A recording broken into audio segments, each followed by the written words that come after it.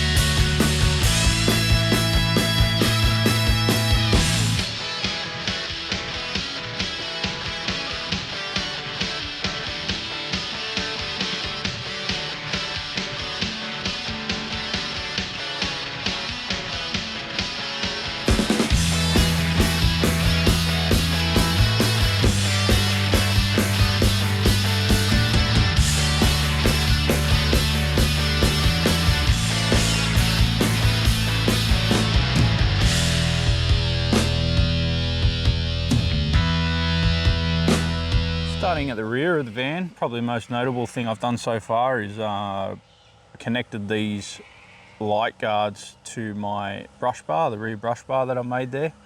The way they mount before, they have these little tabs that sit in and rely on the factory light mount. It's very poorly executed. It makes a massive gap and usually breaks the clips. The other thing is, it has little tabs that go in here and it scratches the shit out of your tailgate and takes all the paint off. You see right there, and makes it rust. So they clamor around, very weak. I've always thought they'd be better on a system like this. So they're mounted on there. I've still got to finish welding everything. Coming up to the roof, made a tubular roof rack all the way along. He needs this for his ladders. So I've kind of made it with that in mind, I've got rollers I need to make to go on there. I've utilised the roof racks that were already on there just because I didn't have a pan brake to make the necessary mounts at this stage. But we'll work on that, and time constraints. Coming down, connects all interconnected from the rear brush bars to the front brush bars, comes through the roof rack. It's a bit like an external roll cage. Comes down the pillar. It's all been bent. Nice 38mm tubing, or 1.5 inch. Connects to the bull bar here. That's gonna have a bolt there that'll go on, and it'll be removable. I've clearanced the wheel arch. It always had, because the big wheels, it's scrubbed out on there, and I have custom mud flaps that I'm going to be offering up for sale. They'll be featured on this van.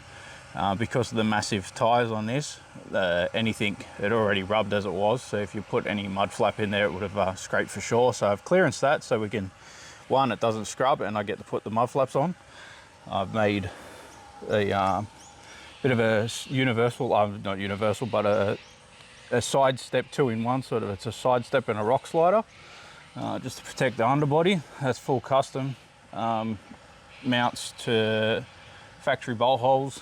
That was a bit complicated, so that bolts up under there, but it's pretty solid. Bringing you around to the front, I got a bit carried away. So here, that's notched out because that's going to have a custom snorkel I'm making. I'm making another air box in there. Snorkel, 3-inch snorkel is going to come up here, shoot up backwards. With this bar, so to facilitate removing the bumper, I've actually shifted the bull bar up 1 notch, so it worked out rather perfectly. As you can see, by doing that, it sits directly under the lights, nice and tight, and yeah, it allowed me to remove the bull bar, and then I've had to fill in these areas. So I got a bit carried away. Instead of using mesh, what I did, I used these slant panels. They look a bit like gills. But the idea is that the rocks will hit that and not go directly in, so it loses momentum, and you know, nothing too massive will end up following through. So you still get the airflow, namely on this side, because behind that, you see that there, that's an auxiliary radiator on these guys, so it still allows plenty of airflow, probably more than it had before. This bash plate is a bit on the piss. That crease you see there connects nicely to that plate I've made. It's all in there, so I've made that plate and it's recessed in there. That bolts up to there. The bonnet wouldn't open and close because that was moved up, so I've actually modified that accordingly. I'm gonna finish welding it all off. So thanks for watching, guys. If you haven't already, please consider hitting that subscribe button if you want to see how this big girl turns out. Next episode, I hope to be actually putting it in color, at which stage we will reveal what color we're going with. It's going to be a big one. Hopefully I can keep up with it and the filming and getting the work done at the same time and be a bit more interactive. I do apologize, but like I said, I thought you deserved to see it. So again, thanks for watching and see you in the next one. Cheers.